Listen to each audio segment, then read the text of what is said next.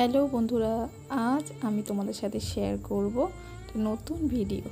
বিয়ের আগে বিয়ের পরে ঘটে যাওয়া মেয়েদের জীবনের ঘটনা। চলো শুরু করা যাক। কি অদ্ভুত এই সমাজ আমাদের।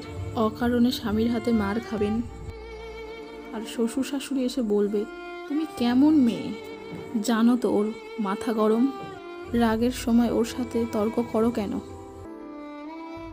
এ কষ্টের কথা নিজের বাবা মাকে বলবে, মা বাবা বলবে মানিয়ে নিয়ে চলো।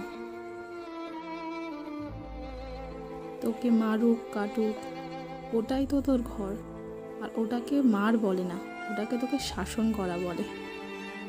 পাড়াপড়শির লোক বলবে মিনিয়ে মিনিয়ে, মেয়েটা এত মার খায়, নিশ্চয় মেয়েটার কোনো দোষ আছে, নয়তো এত মার খায় না কি কখনো। পুরুষ মানুষ রেগে যাওয়ার পর নিজেকে সিংহ মনে করে, কিন্তু একটা টাইম পর বোর আঁচল ধরা ভেজা বেড়াল মনে হয়। তার আপদে বিপদে সেই মহিলাটিকেই তার পাশে লাগে। অবশ্যই কাপুরুষেরা স্ত্রীর গায়ে হাত দেয় এবং গালাগালি করে। আপনি তো সেরকম নন।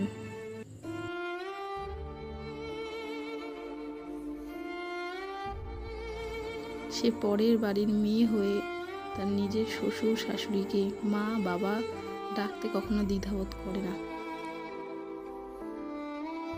কারণ তাদের পারিবারিক শিক্ষা এটাই। আপনি তো সেরকম নন। সমাজের লোক কি বলল কি না বলল সেসব দিকে কান না দিয়ে আপনি আপনার নিজের স্ত্রীকে ভালোবাসুন, দেখবেন আপনাদের জীবনটাও খুব সুখের হবে।